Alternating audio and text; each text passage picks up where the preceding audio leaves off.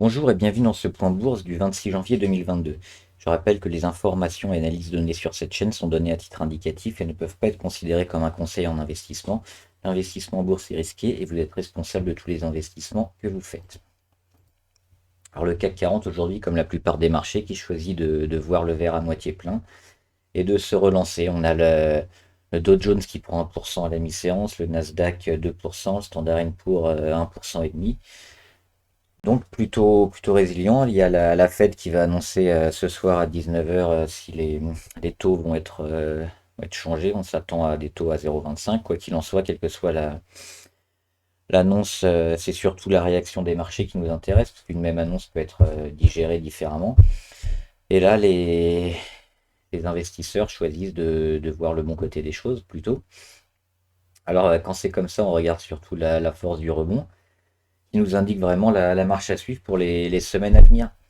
Alors le rebond, est-ce qu'il est concluant? Si on regarde le chandelier d'hier, il était vraiment très faible, hein, avec un tout petit rebond. Mais aujourd'hui, par contre, on prend 2%. On revient quasiment au niveau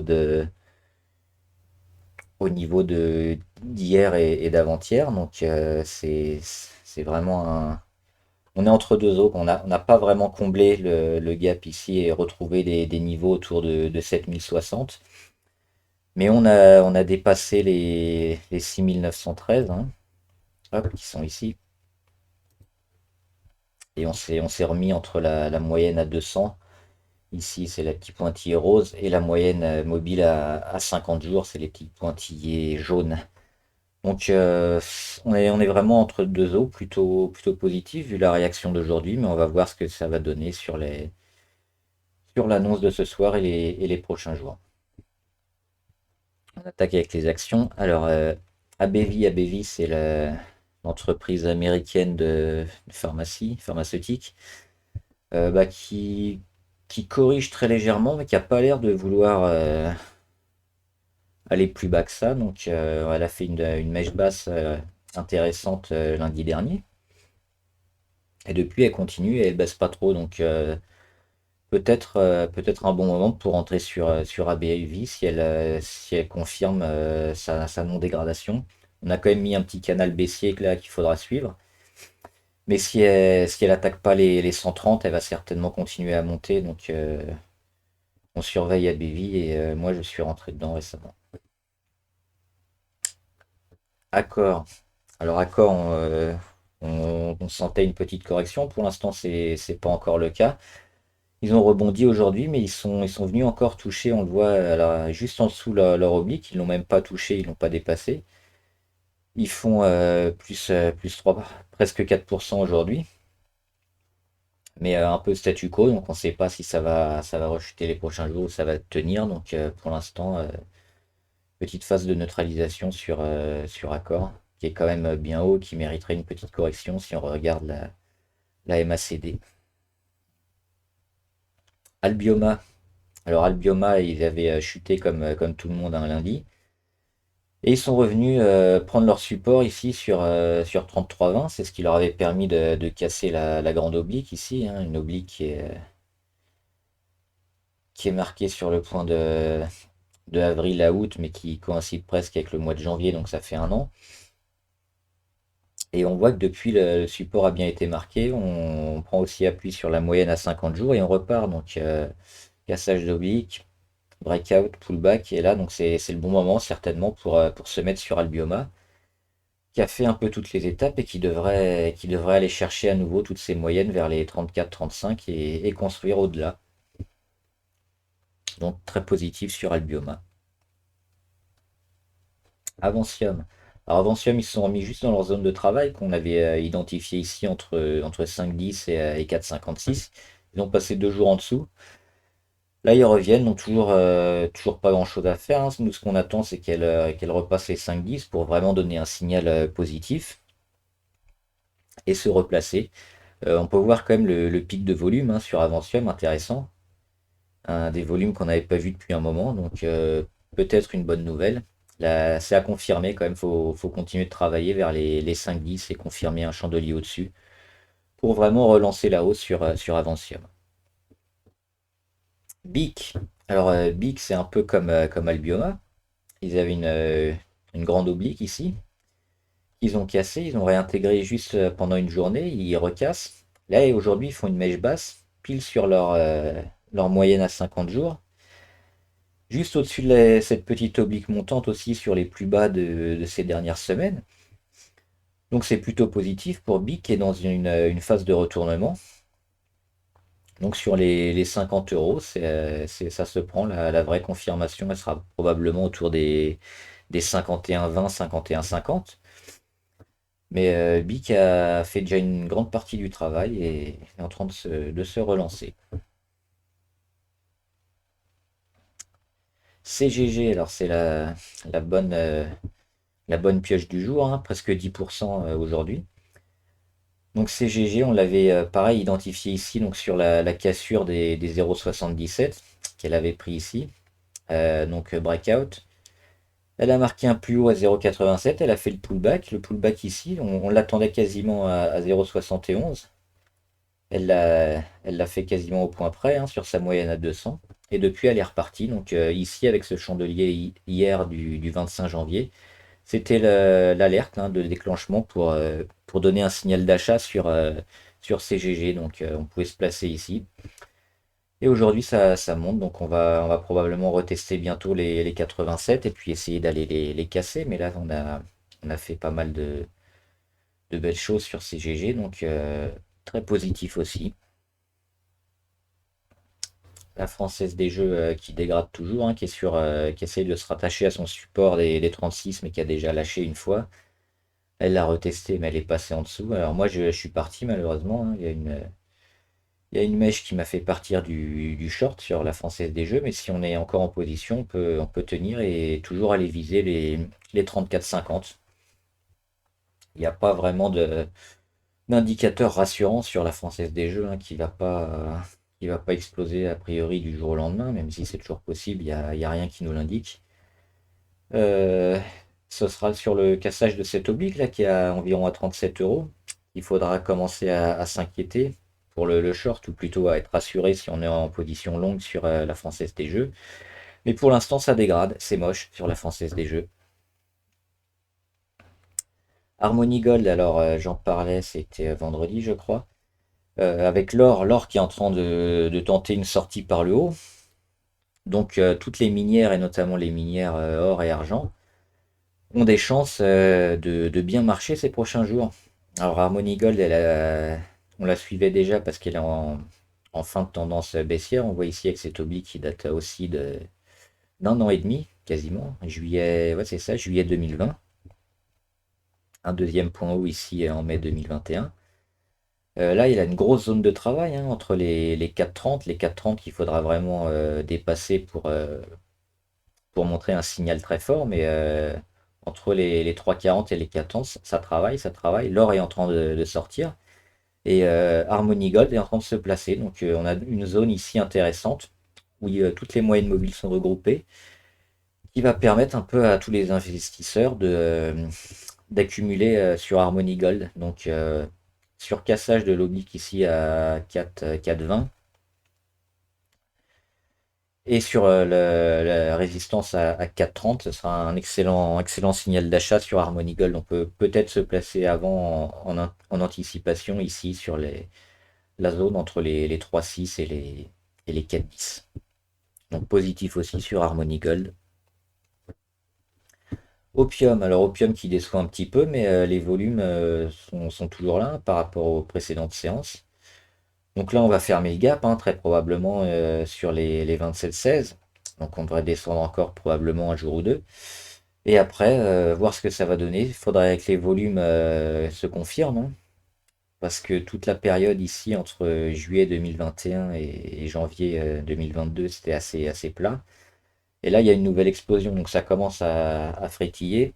Si les volumes reviennent, on peut remonter à la hausse. Pareil, débordement des 29,45, ça donnera un beau signal. Sinon, on a une petite oblique aussi intéressante ici, qui est en train de se créer sur Opium. Donc ça monte gentiment.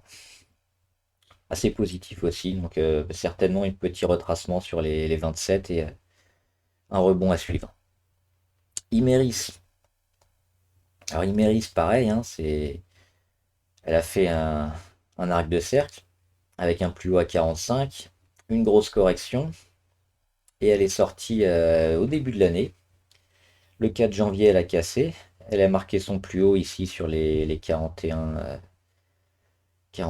Elle a fait le pullback et elle a bien réagi et elle est en train de repartir. Donc cette zone-là, entre les 38,5 et les 41,5, c'est une bonne zone pour se placer sur Imeris qui est en retournement, hein, qui a fini sa phase de correction et qui devrait à nouveau aller chercher les 45 pour tester ses plus hauts. Positif aussi sur Imeris. Calray. Calray, c'est un peu pareil, hein. C'est pas mal de figures qui ont un peu la même configuration dernièrement. Donc là, on a bien explosé ces derniers jours. On est monté, donc on a cassé ici la petite oblique sur 31. On est monté à 30, 35 hier. Aujourd'hui, on ouvre un peu bas. On monte quand même à quasiment 38. Et on descend, on dégrade un peu. Donc on va certainement faire le pullback ici au contact avec l'oblique sur les 30, 31, 32 euros. Et c'est cette zone qu'il faudra surveiller. Et la moyenne à 20 jours aussi qui devrait permettre à la valeur de repartir. Donc si Calray nous remet des beaux chandeliers verts entre 30 et 32, ce sera le moment de rentrer.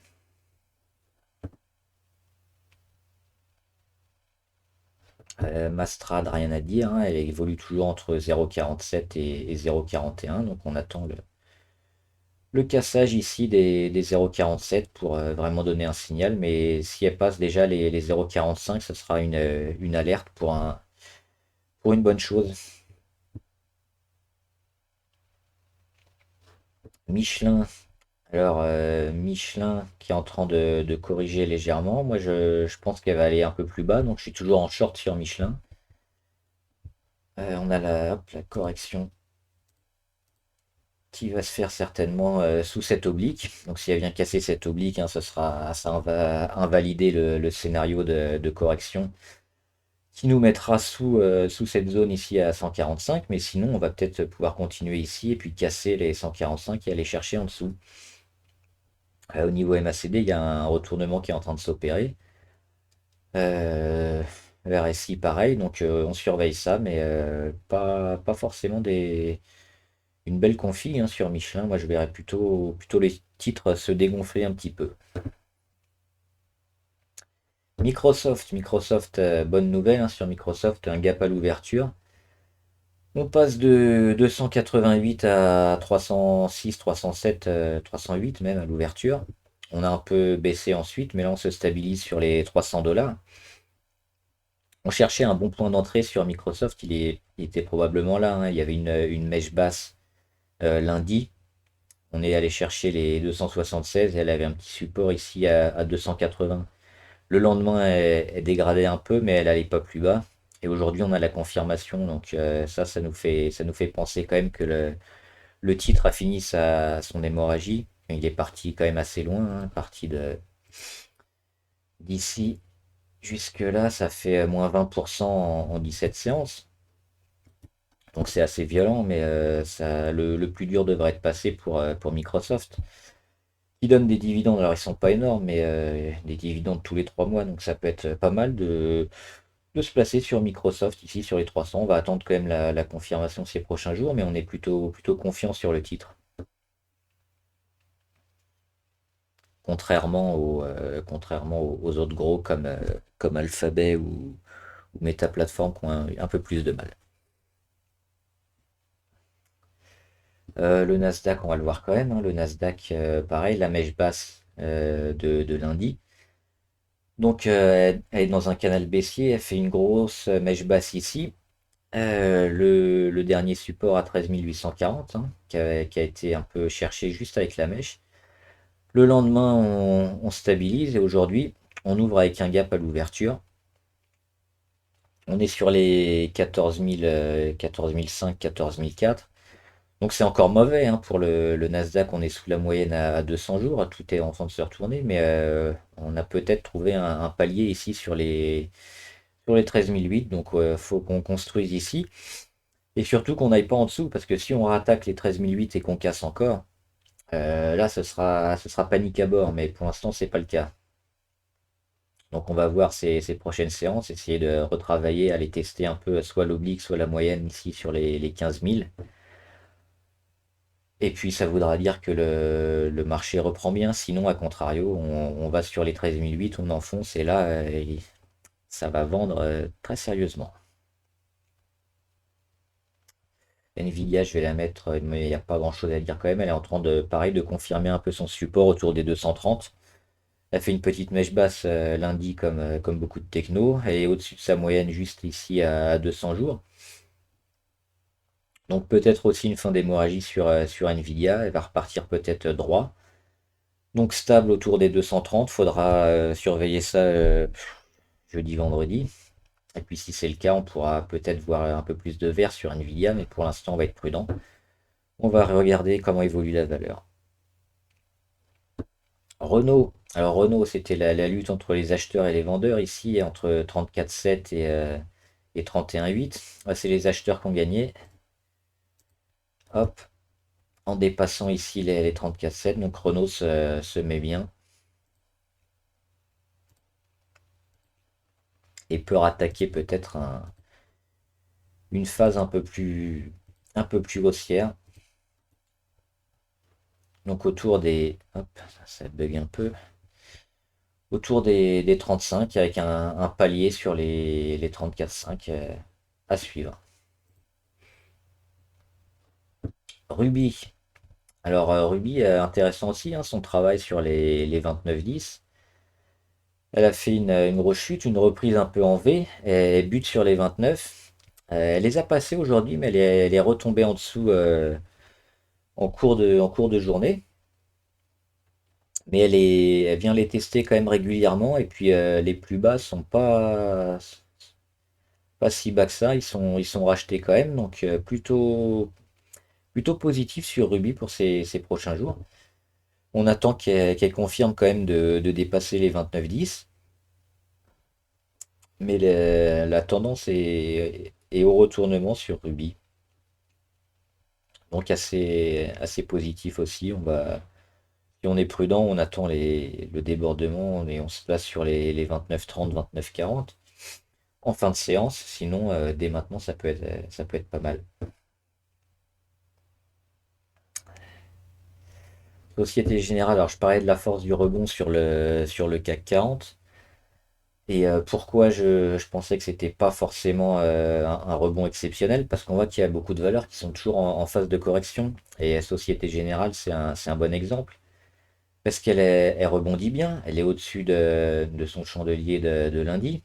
Mais on voit que la mèche ici vient pile coïncider avec l'oblique de sa phase de dégradation. Donc ça veut dire qu'elle est venue taper l'oblique et qu'elle va peut-être repartir ces prochains jours à la baisse, retaper l'oblique et à la baisse. Donc c'est une phase de correction qui est peut-être un peu plus longue et durable. Donc pour vraiment acter un rebond fort, que ce soit sur Société Générale ou sur un peu toutes les valeurs et le CAC 40, il faudra casser un peu cette phase de correction qu'on a sur beaucoup de valeurs. Donc c'est ça qu'on va surveiller ces prochains jours, à la fois sur le CAC et sur les valeurs qui ont une petite phase de correction et qui sont assez proches ici de leur oblique. Pour l'instant, c'est pas encore fait. Donc on peut pas crier victoire, mais on attend pareil l'annonce de la Fed et puis la réaction des marchés à suivre demain. L'euro-dollar, moi j'en avais déjà parlé avant, hein, c'était cette oblique ici qui était importante, puisque la résistance à 1,14, et on voit qu'elle continue d'évoluer sous cette oblique, donc le dollar reste très fort. Et il n'y a pas de retournement sur la paire euro-dollar. Pour l'instant, le dollar est toujours fort. Et puis, s'il vient à casser ici les 1,29, on pourra aller tester à nouveau les 1,11, voire les 1,10. Donc, toujours une grosse force du dollar.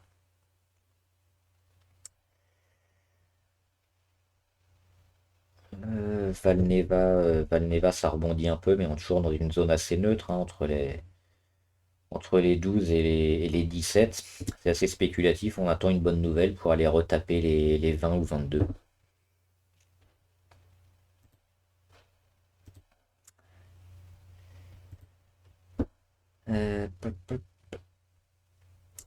Alstom, il n'y a pas grand-chose à dire, hein. On est dans une zone de travail entre 35,3 et 30,1. C'est peut-être quelque chose qui va durer assez longtemps. On ne sait pas. La résistance à 35,3 a quand même été bien marquée, donc faudra la casser pour remettre un peu de verre sur Alstom. Pour l'instant, rien à faire. BIC. BIC, c'est pas mal aussi. Ça ressemblait un peu à une valeur qu'on a vue tout à l'heure en début. Le nom m'échappe, c'est pas grave. Donc, on avait une oblique ici intéressante sur BIC qui a été cassée. On retravaille ici dans cette zone. Donc, une zone d'accumulation, hein, entre l'oblique et l'oblique descendante et l'oblique fixe ici à 51,20. On a ce petit triangle qui sert à la valeur et aux investisseurs à accumuler un peu. Et de cette phase d'accumulation, normalement, quand on casse les 51,20, ça pète assez fort et c'est une bonne nouvelle pour les titres. Donc là, on va suivre ça. Pareil, on a les plus bas qui sont de plus en plus hauts. Donc bonne nouvelle ici. La mèche basse, elle coïncide aussi avec la moyenne à 50. Donc plein de bonnes nouvelles sur BIC. On peut se placer dès maintenant en anticipation ou alors un peu plus tard. Donc plus on se place tôt, plus on a un prix d'achat bas, mais plus on prend de risques. Et plus on se place tard, le prix d'achat sera un peu moins bon, mais on risque moins de retomber plus bas. Donc ça, c'est selon son profil. Donc ici, dans le triangle, c'est une bonne zone en anticipation. Et sinon, on attend les 51,20 pour se placer sur BIC, mais qui donne des signes très encourageants quand même. Euh, Capgemini. Capgemini qui continue sa dégradation, hein, et elle qui fait un rebond assez timide. On le voyait, il y a beaucoup de valeurs qui avaient rebondi à peu près à leur niveau de lundi. Capgemini, elle est ici. Elle a rebondi d'à peine 25%. Donc il y a un bon support ici sur les 188-190. Mais tant qu'on n'a pas corrigé ici et qu'on n'a pas cassé cette oblique, Capgemini corrige et on pourrait même, même voir le titre un peu comme ça dans un range baissier. Si le support, pardon, le support à 187 casse, on va aller chercher la moyenne à 200 et encore plus bas. Donc pour l'instant, c'est assez tendu sur Capgemini. Katana, Katana qui s'en sort bien aujourd'hui encore, hein, et qui repasse dans cette zone, un peu une zone de surchauffe quand même pour Katana. Au-dessus de cette grande oblique là, on est un peu haut. Alors est-ce qu'on va corriger ou pas? Moi je vois quand même un gros gap ici, hein. Enfin un gros gap, tout est relatif, mais il y a un gap entre 6,85 et 7,10. Et le marché aime pas trop ce genre de choses. Donc à court terme ou à très court terme, le titre va peut-être aller rechercher soit en plusieurs étapes, soit même une mèche basse, hein, pourquoi pas. Donc quelques, quelques heures ou quelques jours, des séances ici sur les 5,80, 88, pour combler le gap et repartir. Donc si on dépasse pas les 8,15 rapidement, on peut avoir une correction sur Katana. De Richebourg qui a bien tenu son support à 10,70 et qui devrait bien, bien repartir. Donc si la consolidation qui s'est amorcée ici, on le voit au niveau de la MACD avec le retournement, si la consolidation se fait au-dessus des 10,70, ce sera très positif sur De Richebourg qui continue de bien monter. Et on pourra éventuellement se placer maintenant, surveiller toujours, hein, ce support, parce que s'il lâche, on peut corriger un peu plus sévèrement. Parce qu'on est monté bien haut. Alors là, on est retombé dans des normes tout à fait acceptables, hein. On est à 51, mais On est passé de 12,11. Hop, ici, on a perdu 10% en quelques séances. Alors si on va pas taper plus bas, très bien. Faut que ça, c'est sain, faut que ça corrige, faut que ça construise. Par contre, si on retourne, attention. Esquerre, bah c'est toujours du rouge. Même si aujourd'hui on a mis un petit chandelier vert, mais bon, il n'y a pas de quoi sortir le champagne. On est toujours en dessous de notre résistance ici, à 241. Donc tant qu'on dépasse pas les 241, bah, faut éviter vraiment de se mettre sur esquerre. Et après, on verra comment les indicateurs se comportent. Mais pour l'instant, on est vraiment très, très moche et on n'est pas à l'abri de continuer à dégrader. On le voyait ici, hein, on pouvait se dire ici, ah, bah, le titre a déjà beaucoup perdu, c'est intéressant de se placer. Et ben non, on voit qu'il a continué. Pareil ici, ça commençait à temporiser, on était sous la moyenne à 200. On pouvait se dire peut-être se placer sur esquerre et non, ça continue. Tant que le marché ne donne pas des signes un peu plus prégnants de retournement, vaut mieux laisser le titre de côté et le titre chuter. Etsy, alors Etsy peut-être pour un rebond, eux ils sont un peu, ils ressemblent un petit peu à Esquire, mais il y a quand même des signaux un peu plus forts. Alors déjà on a corrigé un peu plus violemment, hein. Si on le voit ici, alors c'est au Nasdaq Etsy. Euh, on a perdu 53% en, en 39 séances, en un mois, en 2 mois quasiment. Donc c'est monstrueux. Et quand on corrige un peu dans l'excès comme ça, souvent il y a des rebonds qui sont achetés. Donc là, il y a un support sur les 138, 139 qui semble avoir été marqué lundi. Si on rattaque notre petite résistance à 154 et se servir de ce support à 154 pour aller chercher l'oblique et relancer le titre pour aller au contact de ces moyennes, il y a peut-être un rebond technique au moins assez intéressant à faire sur Etsy. Donc là, c'est relativement risqué, hein, mais il y a un bon pourcentage à faire hein, si on le prend dès aujourd'hui. On peut aller chercher quelque chose entre 10 et 30% assez rapidement. Donc à voir sur Etsy dès maintenant ou jeudi, vendredi. Eutelsat, alors j'ai mis cette oblique sur Eutelsat, mais elle est pas vraiment intéressante parce il y a que 2 points d'impact, donc il en faudra plus à mon avis pour vraiment nous donner une bonne indication. Ce qui est intéressant, c'est surtout cette zone ici à 10,88 qui a vraiment servi au support à la fois de support et de résistance un temps. Là, elle est repassée au-dessus. Donc on va laisser le titre évoluer, mais il est plutôt bien. Euh, Attendre quand même quelques jours de confirmation et surveiller sur les 10,88. Parce que là, on est bien monté rapidement. Ouais, peut-être un petit peu corrigé, hein. On l'a vu, on a buté sur les 70 sur le RSI. Et on manque un peu de volume surtout. Sur Eutelsat, là on avait un gros pic de volume. Là aussi, pendant cette phase juste avant et après les dividendes, il y a eu pas mal de volume. Et on est un peu faiblard dernièrement. Donc moi je serais partisan d'attendre un peu le retour des volumes. Fermentalg, c'est pas terrible Fermentalg. On avait cette oblique ici qui nous permettait de sortir parce que le titre confirmait pas, hein. On a une grande oblique ici qu'il faut casser pour vraiment relancer la tendance haussière et ça n'a pas été fait. À chaque fois, c'est des échecs. Et dernièrement, c'était le début janvier, un nouvel échec et puis on est reparti à la baisse. Alors, on a cassé par le bas, on repasse juste au-dessus aujourd'hui sur notre support à 2,86, mais c'est assez faible. C'est pas des signaux très forts qui sont envoyés sur Fermentalg. Je vais y arriver. Donc, pour plus de sécurité, il faudrait quand même attendre un débordement des 3,10 et quelques jours après.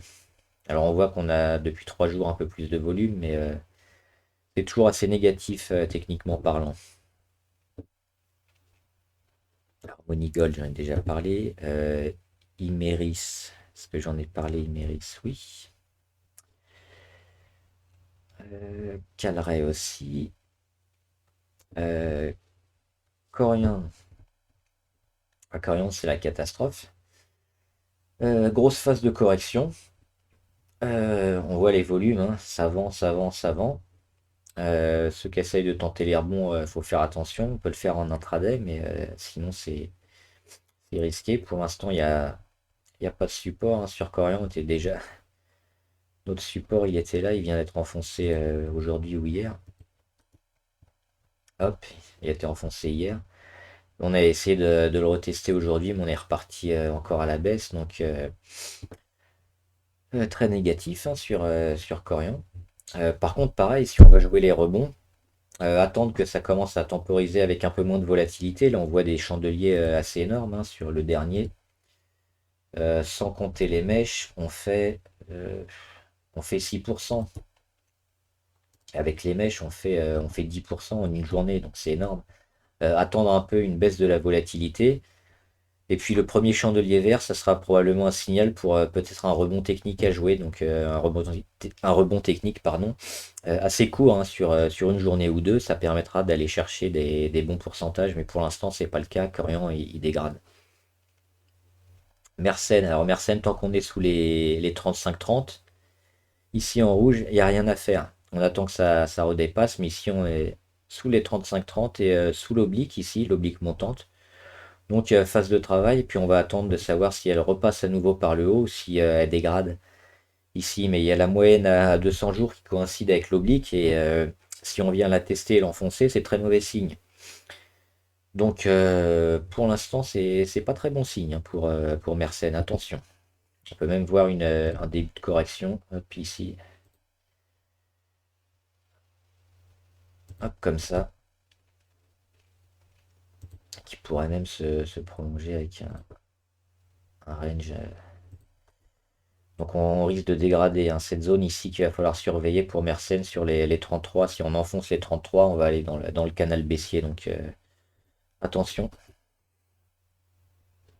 OVH, alors OVH je l'ai mis, mais comme c'est une action assez nouvelle, hein, qui code depuis le mois d'octobre seulement, on n'a pas beaucoup de données et graphiquement parlant, c'est un peu compliqué. On n'a que deux moyennes mobiles pour l'instant, donc on surveille, mais elle a passé une grande zone de travail ici entre les 20 et les 22.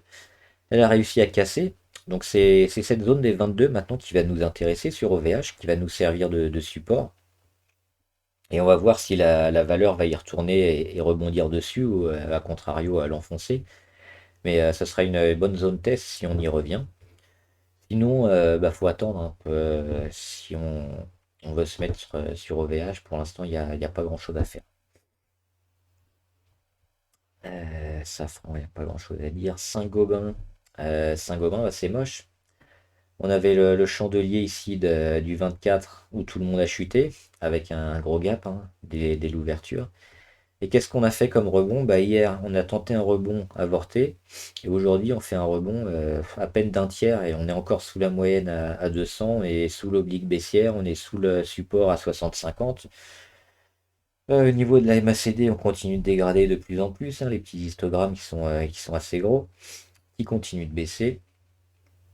Même au RSI, on est que à 36, donc il y a encore de la marge pour aller plus bas.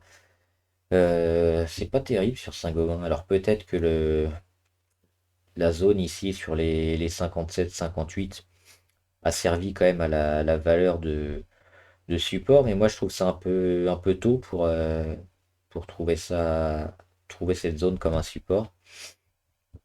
Et on n'est pas à l'abri d'une seconde vague baissière sur Saint-Gobain, donc attention. Et enfin Sanofi, Sanofi, elle qui confirme un support à 99 ici. Elle avait eu du mal, hein, à le passer, on se souvient au mois de novembre, on en avait parlé, ça avait permis de shorter la valeur, hein. Donc, mais elle s'est bien remis. Elle a rattaqué cette zone ici à 90-87, elle l'a passé.